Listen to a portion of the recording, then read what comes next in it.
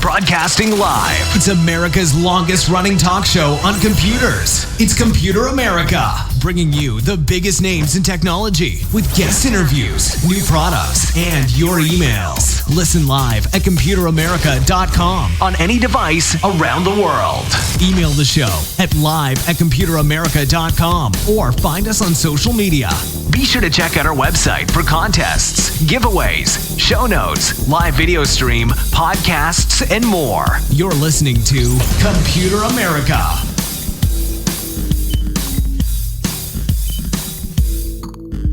Hello and welcome into the Computer America Show. We are the nation's longest running, nationally syndicated radio talk show on computers and technology. Thank you for joining us. I'm your host, Ben Crossman, and everyone out there, I hope you're having a fantastic day and you're ready for some Computer America. Today on the program, in the second part of the show, we have computer and technology news. A lot of great stories, everything policy, new tech, new releases, video games, consumer electronics, computers, blah, blah, blah. And anything and everything that catches our attention, hey, we'll be sure to share it with you. But in the first part of the show, as we are wont to do, we have a guest. And today's guest, this is going to be the first time on the show, and I'm really looking forward to it because, hey, it's kids education, which has been such a highlight, especially in the past couple of weeks with schools starting to reopen and the idea of distance learning and the idea that, well, hey, you know, how do we get kids engaged? Because that's one of the criticisms of learning online is that the engagement is there. They have so many other distractions. I mean, heck, even the device that they're learning on is a distraction themselves. How do we get them really focus in and learn some new skills? And I think today's guest is going to be a great example of how to, I guess, kind of bring the lessons to the kid instead of trying to bring the kids to the lesson. So everyone, welcome into the program. We'll introduce that in just a moment. ComputerAmerica.com. I want to remind you about that because that's where you'll find everything, including a link to our guest's website. Anything that we talk about here today will be there up on our website, right there on the homepage. So all you have to do is sit back, relax, just remember, and of course, hey, have a good time. Find us on social media. We're putting up articles. We're putting up reviews. Just recently, we have 2 new reviews about the Nanoleaf Aurora light system with the music, the rhythm add-on. There you go. Speaking of today's show. And also, we have a review of the new Alienware 31-inch monitor. It was a lot of fun to review, and you can check that out as well. So again, social media at Computer America. And hey, let's go ahead and get started. So, as I said before, today's guest is going to be a great one for people with kids or, hey, you know, just people who are looking for ways to engage a younger audience with music. And I'm really happy to bring onto the show a company called MeloQuest. They have a new application, a really new game that is called Keys and Kingdoms. And if you, you know, we're going to talk about where you can find it, how you can find it, and all that good stuff. But yeah, to give us a good background and overview and what they do and how they do it is none other than the CEO and co-founder, Mr. Graeme Winder. And he is Graeme Winder. There we go. And everyone, welcome onto the program, Graeme. Thank you so much for joining us. Thank you, Ben, for having me. And usually it's my first name that is really tricky, but you nailed the first name, so I appreciate it. I apologize, but you know, I have plenty of time to practice, so let's go ahead and get a little bit of a background. Start at the start. Talk about MeloQuest. When was it started? And of course, here, obviously, you founded the whole thing. When did MeloQuest get started, and what is your background? How did you get into making apps and music? Yeah, I'd actually love to start with the second question of how all this came to be. And I'm Sure. speaking to people who the way that I always have seen things musically is that everybody has music inside of them. So whether you're 5 years old or you're 95 years old, Hmm. music is just such a natural part of who we are as human beings. And the sad thing that I see in music education is that this music that's inside of all of us, very few people ever truly unlock their potential. And this, I was almost going to be another, casualty, quote unquote, growing up in the music education system. And so it started way back when I was 5 years old, and my mom and my sisters, I lived in a little apartment in Colorado Springs, and we had a neighbor that was moving and didn't want to move their upright piano. So I was Hmm. exposed to an instrument at that age, and I was instantly enamored by it. And I thought, this is incredible. And so, not sure how my mom did it, but she afforded me, some music lessons from the local church organist. And I realized from the very first lesson that I wanted to learn music differently than the way the teacher wanted to teach me, right? Which was, here's how you read notes and here's how you play the notes. And Hmm. what I wanted to do is just listen to the notes and play and find the notes. And I ended up just kind of, because I really struggled with the visual learning aspect of this. So this is going to kind of speak to the different learning types that are in kids. And some of the problems that kids have in the classroom is not necessarily because they can't understand the information. It's how they receive that information and process that information. So there's kind of a bigger educational picture here, but for my little micro world, what I Right. was running into was this problem of, okay, I love music, I love everything about music, and yet I'm failing in these music learning environments. This makes no sense at all, right? And this just continued on basically my whole life, my whole upbringing. I just kept struggling and struggling, and I was able to fake it, the reading part, for about 8 years. So I got to about the age of 13. My teacher caught me looking at the wrong page when I was playing, and she said, "Wait, stop! Start right here in the middle of the song." I just couldn't do it. And at Hmm. that point, it was kind of a bad day for both of us. And she said, "You should probably not be in music." And as an impressionable 13-year-old, you're thinking, what? Like, I love music. I love playing music. I could play, but yet I wasn't thriving in that particular system. And I could totally see the frustration, as now that I've been a teacher for so many years, of, a student who has been with you for that long and is not developing the way you feel like they should be developing. That's frustrating. And I get that. So just like everyone else, I quit. But then a couple days later, and I threw my books away. Yeah. Didn't really matter because I couldn't read them anyway.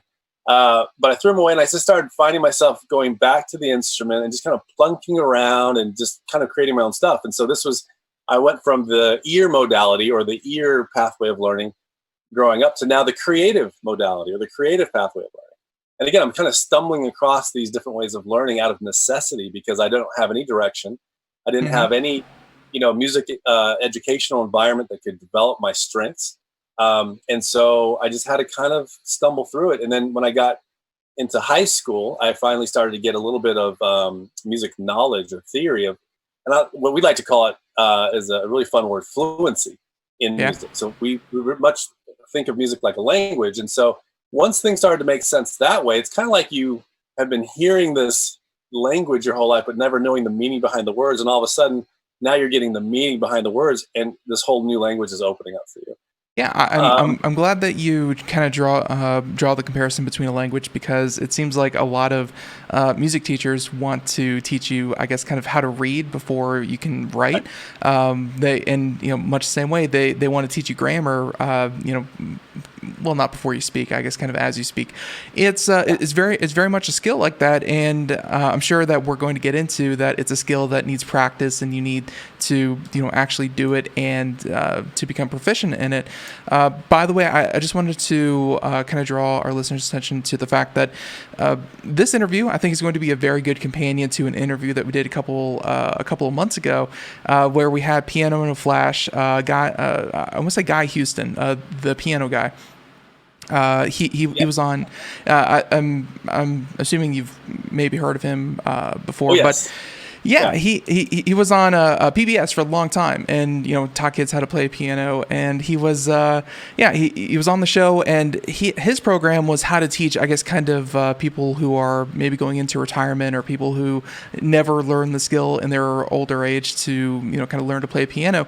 But he's saying a lot of the same things you were. It's the classic, I guess, kind of the most measured way to teach someone doesn't fit everyone, and it seems like creating that new curriculum, creating that new engagement pathway seems to be the hardest part, and it seems like you've tried to tackle that yourself. I'm so glad you brought him up. I'm a big fan of his. I love what he's tried to do, which is, and he's been very successful at it, which is to kind of think differently about learning music. And, I think music education as a whole has been ripe for disruption for a very long time. It's been taught the same way for centuries. And, now we're getting into, this really interesting split between music learners and actually musical artists, those who have taken music to the top of the mountain. Most of them don't read. If you ask them, like they don't read music. And so this whole idea of you must be able to read music to be a, very, competent or even a professional musician, it's not true. And I think, reading is a beautiful skill set, and it has a lot of really good applications, especially if you're dealing with, let's say, a symphony, 40, 60 musicians all on the same page. Okay, sight reading is very good there. Not saying that, and certainly with complexities and, very complex stuff and very detailed voicings, all of those can be expressed very well in sight. But that's not where a lot of us lie. That's not where a lot of our joy with music really exists. And so, you want to bring someone into music learning, playing, and creativity within day one. That's really, really where you want to meet them. So what we had to do, once I got a little bit of knowledge in high school, I got reinvigorated for music learning, and I went to college. Again, at the university level, I had the same issues there that I had at 5 years old. So, and again, I battled, couldn't quite find a way through my weaknesses that were there, the way they teach. And, I ended up having to drop out of college at my third year in. I finished my degree in biology, of all things. And so I've got a biology degree, but here I am trying to, disrupt music education. Go figure. So find your true passion. Yeah. That's right. And that's really what it is about in life is, we have one life on this planet. What is your true passion? My true passion, my calling, what I believe I was placed here, is to unlock people's musical potential. That's what I believe my calling is, and I'll be doing this till my last breath. Thankfully, I've been very blessed to be able to do that. And so we started a school after college, my wife and I, and we wanted to teach differently. We wanted to connect kids to music differently. So we tried all kinds of different stuff, from ear development to creativity and improv to coming up with a new visual system that's like shorthand for piano, almost like tab for guitar.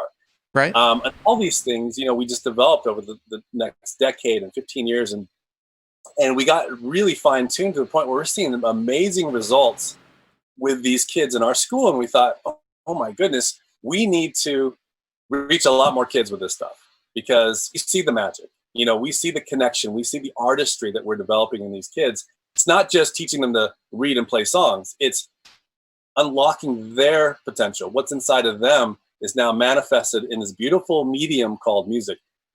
That is no better gift than I can think of to give somebody.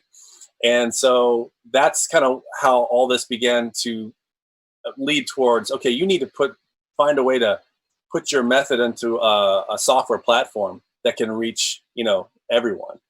And and it seems like you have I guess kind of approach this at the right time, because I was going to say the access to the instruments, something like what is it you're trying to do here, and we're going to get into a little bit of the basics. But when it comes to keys and kingdoms, and really when you decided to do something in the software space, the short-lived video here of what we've seen some kind of smaller keyboards, we've seen full-blown pianos. What did you kind of assume, or what did you want students to have at their fingertips? Was it just a tablet? Was it a smartphone? Was it that they kind of have to have that upright piano that you're talking about? I mean, what did you kind of, how did you approach the fact that, maybe not all students are going to have the same instrument?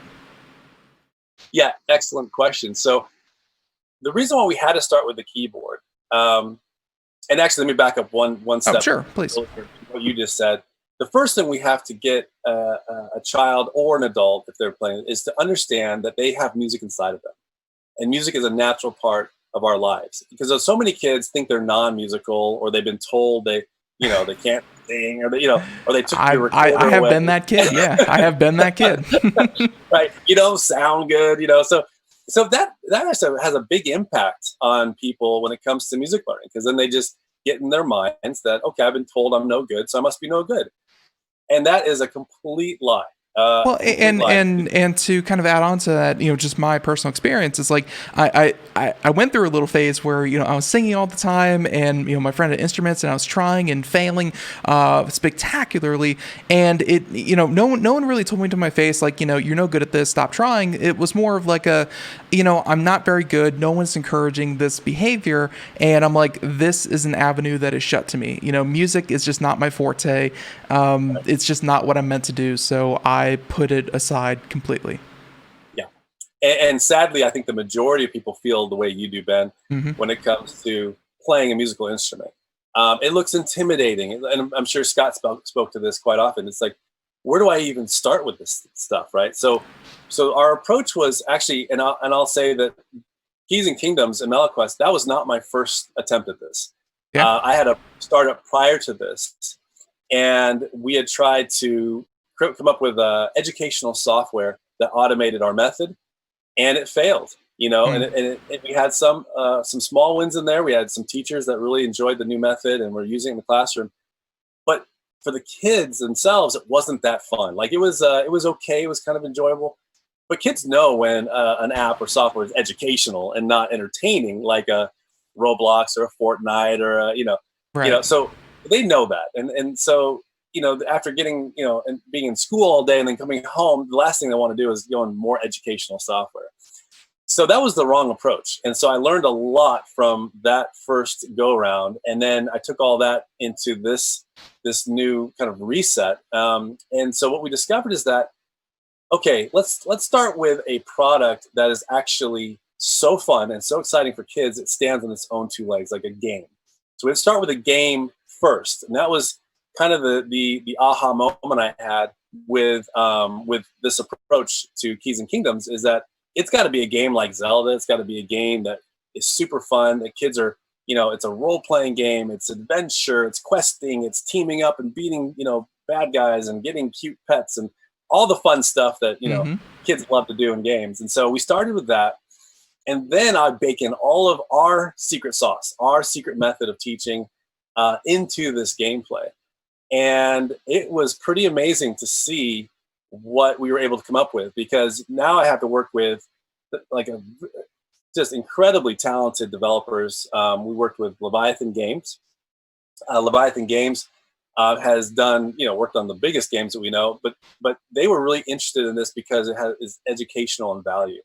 Mm-hmm. And so I needed their genius to take what we do in our school and to gamify it in a way that we get, exciting results like we see in person. And so that's what we did. We came up with an MVP just a few weeks ago, or last month, actually. We launched it and working through the early bugs, but the MVP is out there now for everybody, and and what we wanted to do is instantly you kind of figure out, oh, this is how it's going to start to teach me music. And even in the first tutorial kind of walk through, and battling your first bad guy, you'll be able to see just through fun gaming how this is going to teach you real music.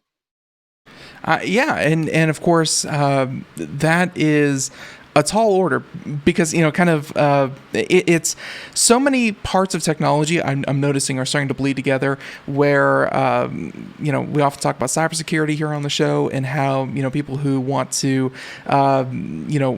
do a bakery, suddenly they have to become cybersecurity experts because, hey, they have an online presence and they want to make sure that their customers' payment information is safe.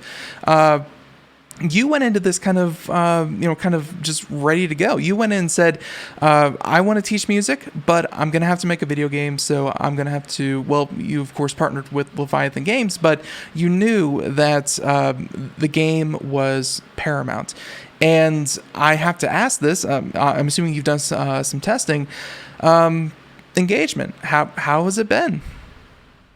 And, it's been amazing. We did a prototype first, and the prototype we put in front of kids, over 100 kids, and we just kind of let them play through this quick little battle sequence.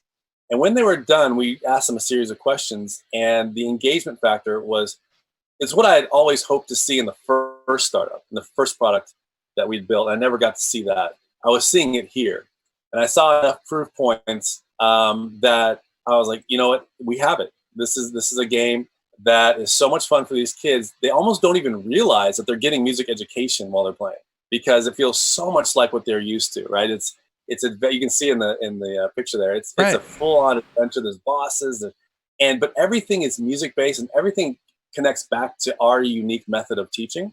What you'll notice, what you won't see in there is any sheet music. You won't see a single note on a staff, no treble or bass clef, right? You're going to see a fun, exciting way to get into music playing. Well, I mean, to be fair, there's music notes here, but it's, of course, the artwork. Yeah. I mean, it's the artwork. Exactly right. So not on the staff, but we don't teach sight reading on the staff here. We figure, you know what?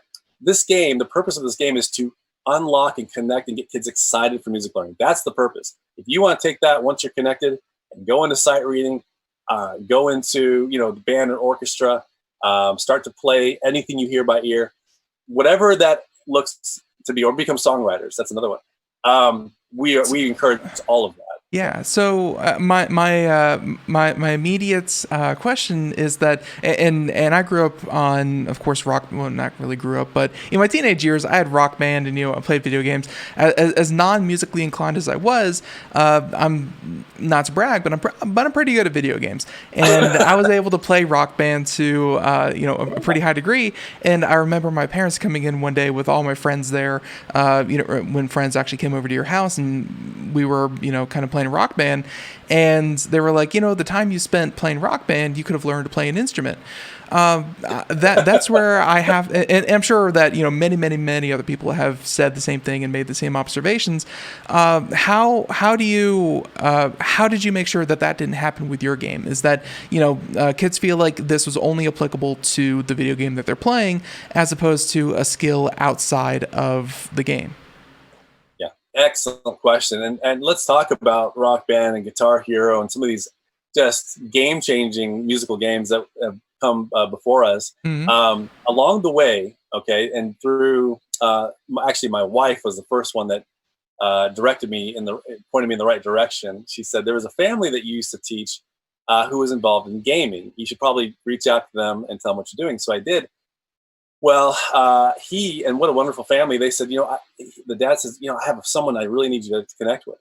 And I had no idea who it was at the time. But once I got on the phone with him, my hands started to shake a little bit, because who I was talking to was one of the creator, the mastermind behind Guitar Hero. That's awesome. One of the former executives of Activision. And I just was like, this is wildly impossible what's going on here. But somehow, he's just a wonderful human being and a dear friend now. And we connected instantly, and he's been so amazing in helping us. And I think, and he just helps from the goodness of his heart. He sees what we're trying to do here. And he always told me, we always wanted Guitar Hero and Rock Band to translate to real world musical skills. But we all know that, didn't really happen, because you have the big controller, red, colored buttons. That doesn't connect directly to fretboards per se. Right. And so we had to make sure that we had a game that when the kids were done playing, they could go to a real piano and start playing music. And we do that in a couple ways. So the first thing is, the method is called SRM, sight reduction method. So the game really teaches you to learn music free of any sight at all. So it trains your ear and your mind with fluency to such an extent that the kids that go through this method can literally play anything they hear instantly. And it's a little bit different than an ear player, because the ear player has to listen and then find it. But when you have that fluency piece we talked about, you understand it like a language. So as soon as you hear the song, you know what everything's doing in that song before you even sit down in front of your instrument. So one of the amazing goals of that method is that your child can literally play anything he or she hears. And it's not that they have to find it by ear. They actually understand the language, and it's already learned as they're listening to it. It's pretty fascinating stuff. And And so what Brian and I love to talk about was, okay, what Guitar Hero did and what Rock Band did, as you know, is it inspired people. It got you felt like you were just a rock god for a day, right? You felt like what the celebrity artist must feel like up on stage. That was an amazing thing that they did. Obviously, it was a global phenomenon, huge success. And then we want to we'd be so humbled to follow in their footsteps and say, you know what, here's an exciting game you can level up and you can gain new pets and characters, beat tough bosses, but then step away from the game and go to the piano and start playing beautiful music. And that is where it does translate into real world application. So, and kind of poking through the website here, anyone out there who wants to check this out themselves, keysandkingdoms.com. We'll have a link again over at Computer America. But, just kind of scrolling through your website, and you have this site reduction method in bold. And I wanted you to kind of go in and explain, because I believe you mentioned that the game was first and foremost, and, you got a playable character, you have a world, you have bosses, you're good to go. Kids are definitely going to like this. But then comes the teaching part, and you mentioned your secret sauce, but I was hoping that you would kind of explain a little bit how how we do this and what the site reduction method is and all the good stuff. Yep. So what it teaches right away on the very first day is finger differentiation, so technical development.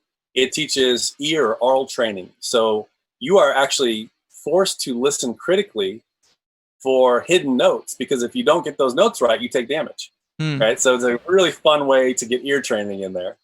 And then shortly into the game, you're asked to craft your first recipe. So our whole crafting system is really a facade for music composition and improvisation.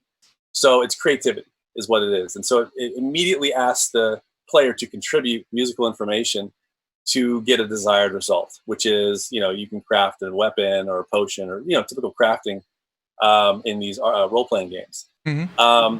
And then also gets you playing songs at the lighthouse. And the songs at the lighthouse, basically in the game, a little bit of the story mode is that this world of Harmonia needs or calls in these players with musical powers. And they need that player to go there and help save them from, destruction, basically. And we call the destruction the waste. And the waste is this kind of the blackness, almost like the nothing from Neverending Story. It just kind of comes and eats everything. And so the way to chase the way or keep the waste kind of at bay is to go to these lighthouses and to unleash your musical power through song play. And when you play a song at the lighthouse, all of a sudden activates or powers up the lighthouse, and it shines the light out and chases it away. So it's this, the battle that goes on in Keys and Kingdoms is not between good and evil like we usually expect in these games. It's actually between forces of creation and destruction. Mm-hmm. So we love the kind of real world philosophical messaging to the kids, which says, hey, anything that you put your time and energy and effort into will thrive and prosper. And the things that you neglect and procrastinate and put off will eventually crumble to dust. And that's a really nice message for kids to also take away as they're playing the game. Yeah, and that or listen or die. And I'm sure that your character doesn't actually die when it takes enough damage. But yeah, I completely understand. And by the way, I just kind of pulled up pulled up one of the levels here, and I think if I hit the right button, yeah, I can actually, so I'm sure that you can hear the audio as well. So those are the attack notes that the enemy is going to attack with. So here they come. Yeah. And there's a hidden note in there. So and of course and sorry for interrupting, but for those who can't see that, the second note had just kind of like a black streak over it. That all the other notes were 2, 4, 2, 3, and that kind of thing. But the second note was hidden, so I guess the student had to actually listen. I guess kind of for the note when they were kind of when the mob was kind of repeating it, and then they had to kind of assume or guess, or I guess in best case, know what the note was. You're exactly right. And so this is part of our fun ear training, is that all the enemies that you face will let you hear their attack notes that are coming at you. And then based on your level, maybe one of those notes is hidden, maybe 2, or maybe fighting a boss, all the notes are hidden. And so what that is, it allows your mind to really start to be trained in what's called intervallic distance training, which is basically a fancy way of saying the distance between two notes. Mm-hmm. And if you think about all the notes on a keyboard, there you could actually take a ruler out, almost measure the distances. Well, that's what the ear can be trained to do. You can train yourself to hear a major second, major third, perfect fourth, and that's what you're kind of without knowing you're doing it. That's what the game's forcing you in its way to do, is to learn these distances, so that it's training that ear. Once you have interval distances, how does that apply to real music? Let's say you're listening to a song on the radio and there's a really catchy melody. Well, melody notes are just interval distances one to the next. And so when you have that kind of training that you get from the game, and then you hear a song that you want to listen to, go to a piano, chances are you're going to find that melody pretty quickly. So you're saying that by playing this game and then, of course, just living their lives, they're going to start picking up some of what they're learning in the game in their everyday life, either, like you said, in the car or just listening to music in general, watching videos. They're going to start picking that up kind of subconsciously. Absolutely. But there's a whole other side to it, which is that and the way I see people, anywhere in the world, is that they carry a tremendous amount of musical experience with them. Because if you think about your daily life, it's very rare that you'd go a full day of your life without hearing any music anywhere, right? Whether you go to the grocery store, or you turn on the TV, or you're in the car or the radio, or whatever it may be. There's music trying to influence your mood every step of the way, pretty much.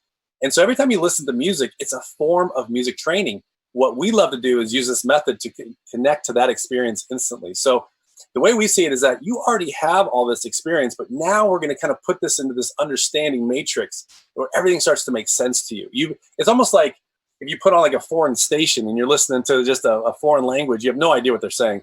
But let's say you did that every day for years, and then all of a sudden we start giving you the meaning behind these words you've been hearing all the time.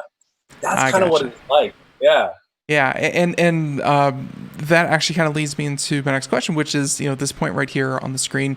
Obviously, we mentioned reducing the visual dependence, being able to recognize the sound pattern by ear, and then promote creativity. I already navigated away from the window, but of course, it's kind of like an open world kind of deal. But from the little battle that we saw there with the giant toothy creature. You have set patterns. I'm assuming that if you miss or you mess up or you get the wrong note, then you're going to take damage. You're going to fail and you're going to have to repeat it or what have you.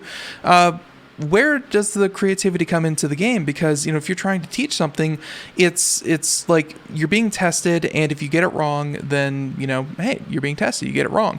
But where does the creativity? Do you have like a free mode? Do you have like here's the part where you can get creative with it? How does a student express that creativity that you said you were missing in your early education, or that you gravitated to in your early music education? How did you let kids do that in your game? Okay, so let's. I'll take two parts there. The first one was sure. The fragment you just talked about, right? So let's say. So here's where we spent a lot of time and energy and effort in game development. Was not so much on the overall look and feel. It's actually on the adaptive game engine that's underneath the hood. And so we have developed. You saw an example of one fragment. Yeah. We've actually put in almost 1,000 fragments. And these fragments are all at different levels. Okay, so whether you played for years and years or whether you're brand new, what the game is constantly doing is adjusting to where you're at, meeting you where you're at. So let's say that you miss a note here, miss a note there.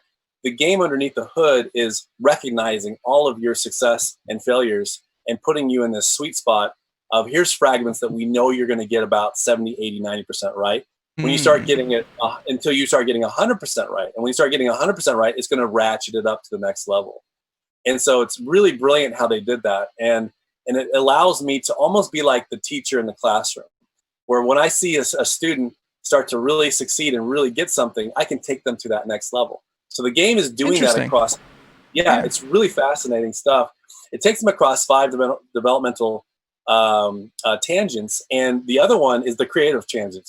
So where that comes into play is in the crafting system that we mentioned earlier. That crafting system is all about creativity.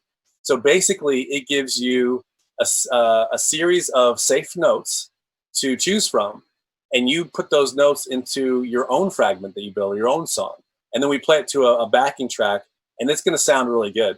And then as you develop higher in the crafting system, we give you less and less and have you put in more and more to the point where it's now like 80% Ben, 90% Ben. Now it's 100% you're writing your own music. So that's where the creativity really comes in.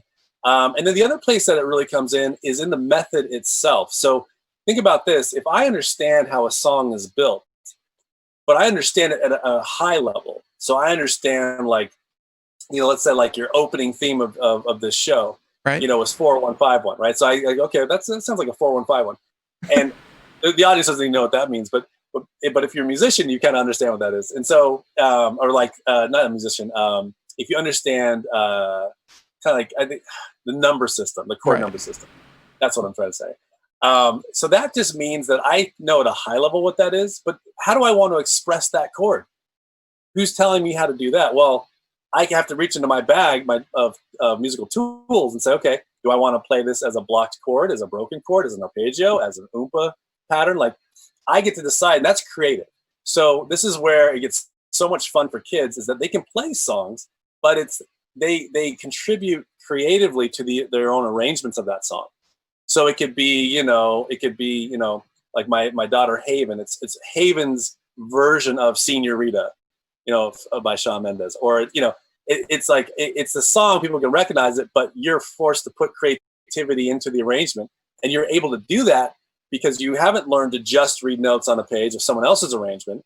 You actually been taught to understand it, and now you have the ability to start putting in your own ideas into expressing that song. No, it makes perfect sense, and I guess being able to identify that so quickly. To get on a little bit of a tangent here, I'm not sure if you've heard of the band Axis of Awesome. They're kind of like a stand-up band kind of deal. They had a bit that they did called the 4-chord song, and it really opened your eyes. That's the chord system. It's easy to hide if you're a really good musician, but so many songs share the same kind of traits or chords, obviously. It's so true, and I love that they did that video because it really does open your eyes to how many songs share the same harmonic chord progression. And I mean, how thrilled would the world be if everyone could play these fun songs that easily, right? Like, how thrilled would you take any person and say, hey, if you could play like these 20 songs using the same chord progression, I mean, how much fun would that be for somebody? There's these different levels of enjoyment for music, and so many of us just stay on level 1, which is sensory and just listening to music and getting influenced that way. But the next level is actually playing music, and then the top of the pyramid there of enjoyment is creating it yourself. And so we always tell to our students is that you'll never play music more powerful or more exciting than music that comes from you, because that's like, here's a good way for the audience to think of the way music is typically taught when you're talking about learning how to read notes on a page. Would you sign your children up for an art class where all they had was paint by number illustrations? So there's a picture of something, and there's a paint by number code, and it says, okay, color all the 1s red, all the 2s blues, and follow direction, please. And so your child follows direction. What do they get? They get a nice picture. Are you going to frame that and put it on the wall? No, of course not, because that's not your child, right? Your child did a great job following direction, but there's nothing in that says this is my child. Right. The things that you frame and hang up are the ones that start from a blank piece of paper, and your child spent a lot of time and energy putting together their ideas into this page. And whatever it looks like really doesn't matter that much. It's more about, I see my child in that, like that, that I'm experiencing my child in a new medium. And so that's what we see. The biggest problem with education is it keeps you to this locked in medium that doesn't include the player. The player has to be part of the learning process. And if they're not, at some point, they're going to lose interest. They're going to drop out. And we know this from the dropout rates of private music lessons. We know this from all of our adult friends we talked to who said they used to play when they were younger and don't anymore. It's a real issue. And so that's the problems that we are trying to solve. And it starts with helping everyone understand just how musical they truly are. And we want this game to kind of be that catalyst and that spark. I gotcha. So tell me how far a student can expect to, or maybe not expect, but how far you have students, I guess, kind of coming out of the game. Where are you hoping kids, students, people come out of this game? What skills do they have? How much better are they? So in our school, this is where we got so excited about the method. We have average retention over 90% of over 4 years. So our students are Mm, with us for a very long time. And when they come out of our method, they're able to play anything they hear. They're able to sit down and create their own music. And they're able to sight read up to a certain point. But again, that's just a skill that we develop. That's not the core of what we teach. And it also depends on their learning strength. So as teachers, I can't just have a one formula for all my students that I teach. In my teaching experience, I've taught over 1,000 students. I think we added it all up. hmm And the one thing, and I think the video says it, is that they're all different. And so my job as a teacher, the art of teaching, is to understand how does your student best learn, and how can you put them in a position to succeed, to progress, and have fun. And that's what we wanted to wrap up into this game. How could a game do that? That's a huge challenge when you remove the teacher from the classroom and now you're relying on technology to now teach in this really fluid, very nuanced kind of way. It's incredibly difficult to do. And that's why I was so thrilled with what Leviathan's done with our method and be able to gamify it in a way that does really feel like that's me in there teaching these kids. That's phenomenal. And so, I think what we're going to find, because the game just came out, so we don't have a lot of long-term data, Right. but what we're going to find is that within a couple years of playing this game, you're going to start to see these kids come away with some tremendous musical skills, not just technically, but also creatively, and also their ability to understand music just by listening to it. No, all very important skills. And then, of course, that leads to the question of, are there global leaderboards? Can I prove that I'm better than everyone else's kids? I love that question, Ben, because as quickly as we can get to multiplayer, we're going to get there. Oh, I mean, okay. can you imagine, right? Like how much fun is it going to be when you can pull in your friends, you can go, everyone has a different instrument, because we are going to open up in different instruments. I think you had a great question earlier about, why start with a keyboard? hmm We start with the keyboard to get fluency. Um, the way to understand music is it's so much easier on a keyboard. It's a linear system, left to right, all equal half steps, and they're set up in a really nice pattern of black and white notes. You take that over to a fretboard, or you take that over to a saxophone, or you take that over to any other instrument. It's much, much more difficult to understand how it all comes together, the big picture stuff. hmm So the keyboard really has a huge advantage in so many ways. The other advantage of a keyboard is that you have two independent musicians in one person. You have a right hand and a left hand. So now you've Okay. got you have the full song picture in one person, melody, harmony, and of course rhythm in there. But that's what you need for a song. With other instruments, you're stuck to usually one or the other, right? Either I'm playing the melody or I'm playing the harmony. And so that's why most guitarists have to sing, right? Because they have to strum the harmony and then sing the melody and get that full song picture. Right. So that's the way to build fluency. But then once we get past that point, all of that fluency, all that musical knowledge or theory, if you want to think of it that way, can be translated to any other instrument. And we are certainly planning on building in different instrument controllers into this game. So when you get the multiplayer, and of course this leads to all the amazing, things you can do in multiplayer, community and scoreboards and competitions. Right. That is I am just so Well, beside myself waiting for with excitement. yeah, and you mentioned that Guitar Hero. I think Guitar Hero did something very, very good with their system, where they were able to kind of, admittedly, it was not multiplayer at first, but putting that score up there, putting combos and putting other things, which I'm sure are very much reflected in your combat system and in that kind of thing. But just having that, as far as video games go, that immediate reflection of I'm doing really good or I'm doing really poorly, that is, I guess, kind of important for video games. I don't know about for music, teaching, but for video games, that's important.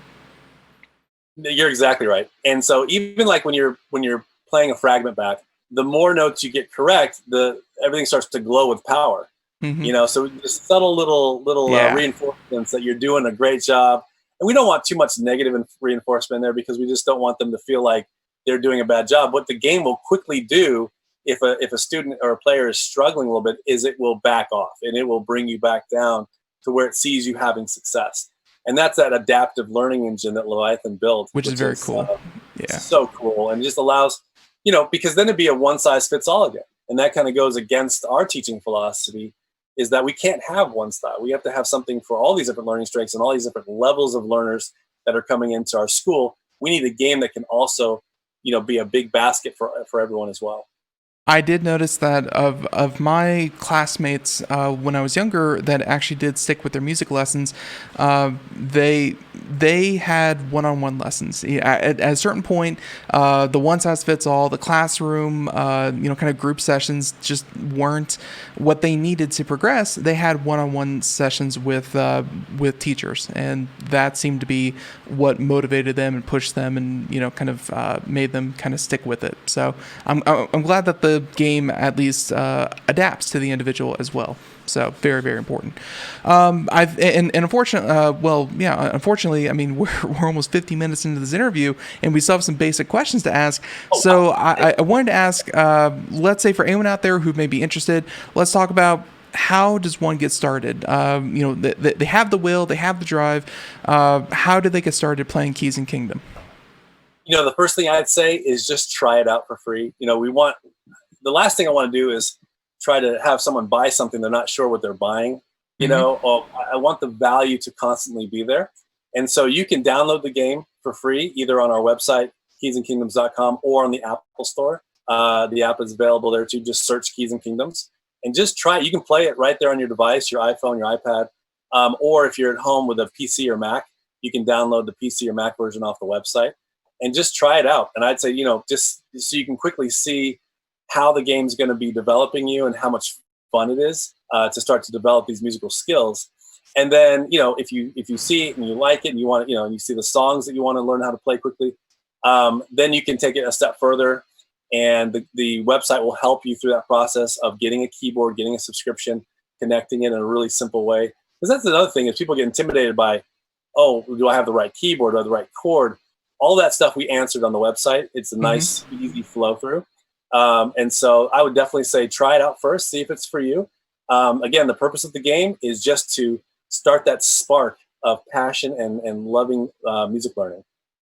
So, I alluded to this. This is more of my experience with language learning software, which I'm going to pick up again one day. But what I've noticed with language learning software is that they have daily kind of scheduled lessons. And I guess when it comes to video games, and I don't know how kids today play video games, but I tend to either play way too much in one day, or I'll come back, step away, kind of come back to it. Language, because you compare it to that, is a skill best practice kind of day to day routinely, because either if you take a long period, you'll forget a lot.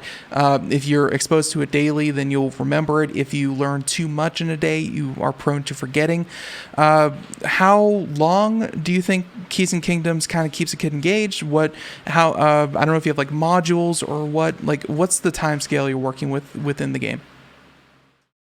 So right now, we are building out our content. And again, it varies widely. It could be 4 to 6 months. It could be, depending on how, like you said, how long does a player play.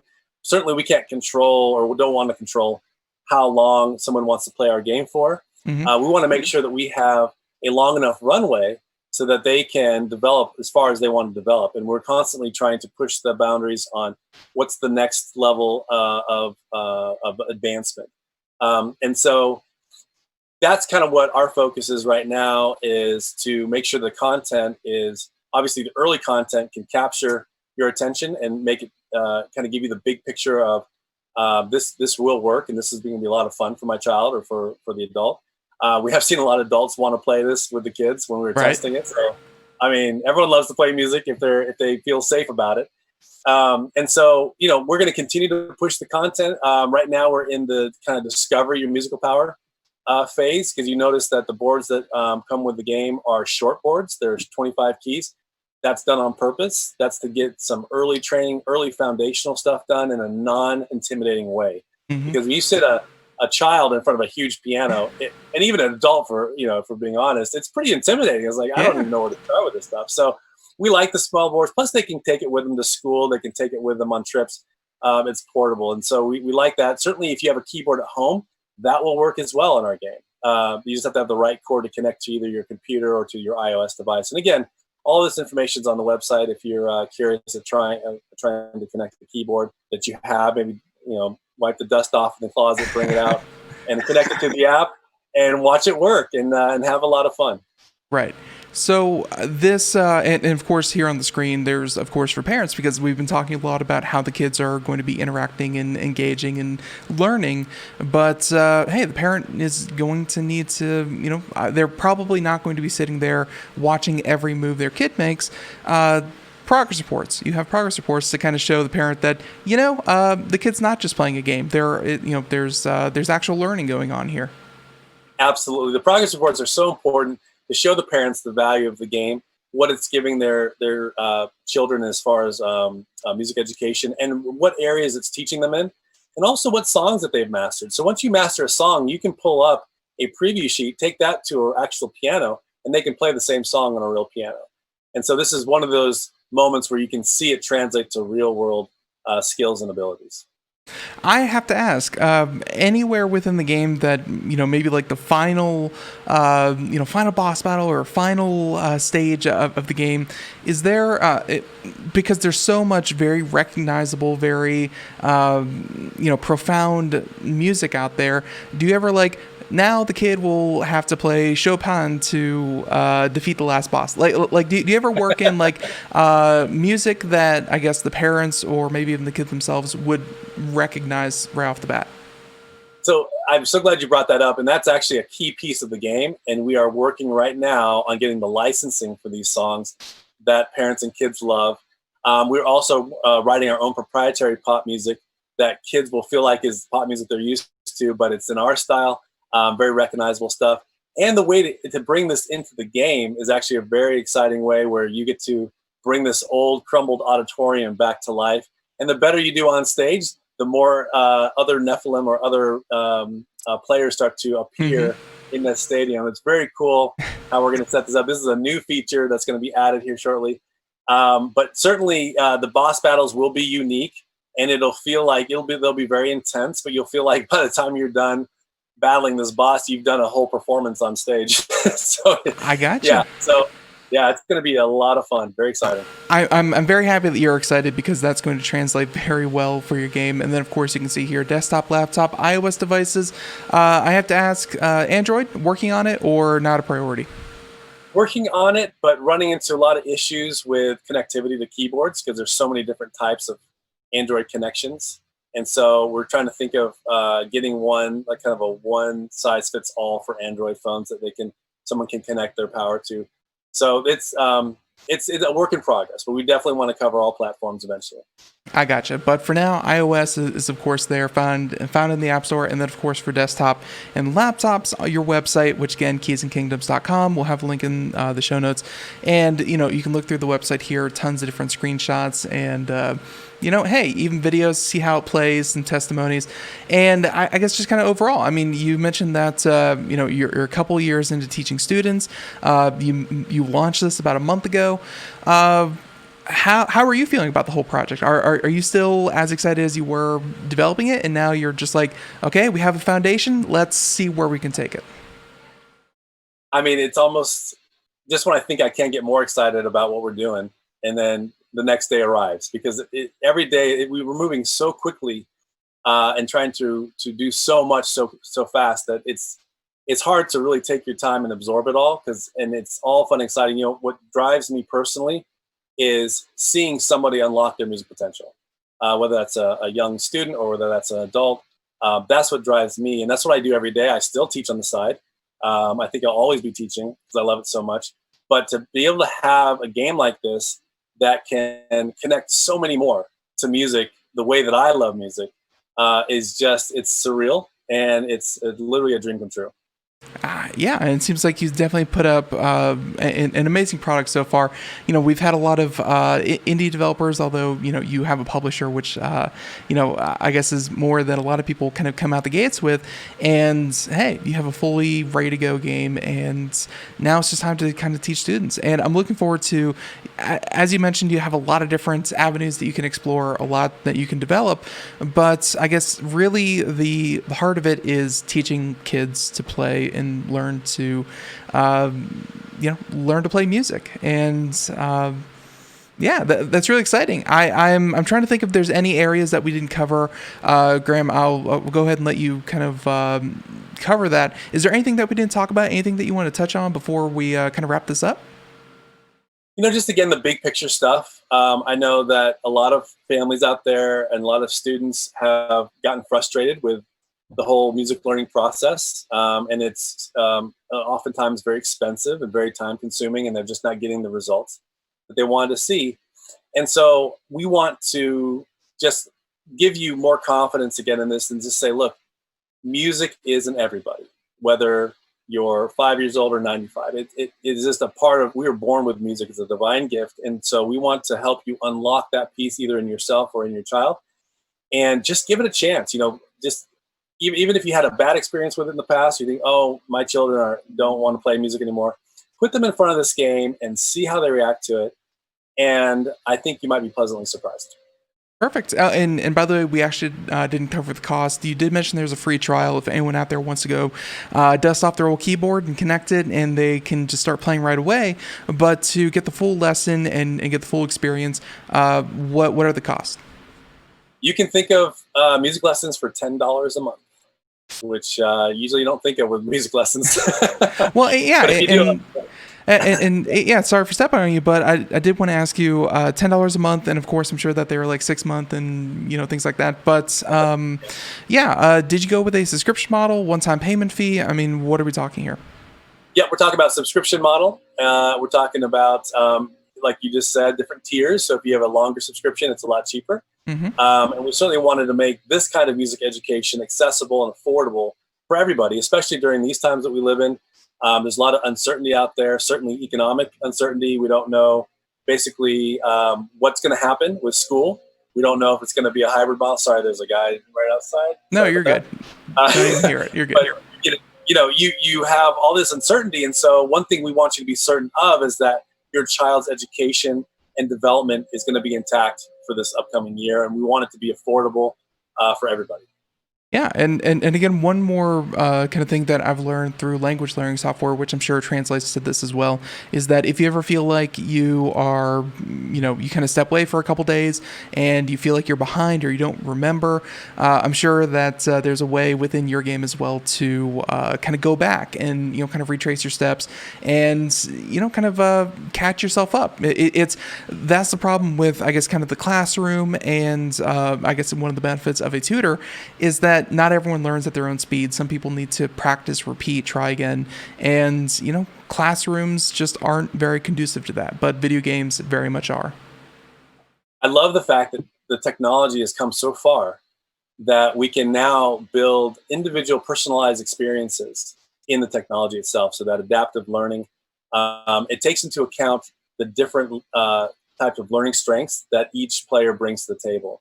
I think that when you get to that kind of nuanced level of teaching, even a software game can be highly, highly effective. And so, like to your point, when you have your child in a one-size-fits-all program, they may do really well. Most likely they'll kind of fall in the middle, and maybe sometimes that's not how they learn at all. And so we want to make sure that those problems are all addressed in our system, because we want to make sure that we have the highest level of a percentage of success with players and kids that come to this game and start playing it. We want to see everyone walk away with real musical skills and abilities. I gotcha. And of course, one more time, keysandkingdoms.com. We'll have a link in the show notes. And I want to thank you so much for kind of joining us here and talking about this. You explained it perfectly. And I really look forward to seeing how this whole thing develops, because if all goes according to plan, keyboard today, much bigger game, much more instruments, and you're going to have a very a very busy time keeping up with this, but I think you have something very special here. So thank you so much, Graeme, for coming on the show and talking to us about it. Well, thank you, Ben. It was a pleasure and an honor to be on your show. Thank you. Our pleasure. And of course, we'll definitely catch up with you in a couple months, see how things are developing, and we'll have you back on. And everyone, once again, Keys and Kingdoms. And we've been talking to Mr. Graeme Winder. He is the CEO and founder of MeloQuest. MeloQuest, by the way, we didn't really mention that MeloQuest is, I guess, the company behind the game. So, yeah, you're probably thinking of some other things going on behind the scenes as well. So, Graeme, until next time, thank you so much. And we'll catch up. Thank you for being on. Thank you, Ben. Appreciate it. All right, have a good one. Bye-bye. And everyone, we're flat out of time. We have like 30 seconds here. That interview went the full hour. We love it when that happens. And everyone, we hope that you had fun. We certainly did. If you want to find out more, computeramerica.com. That's where you'll find everything, including the show notes, links, all that good stuff. Everyone, have a great day. Thank you so much. And hey, we'll catch you next time. Bye, everyone.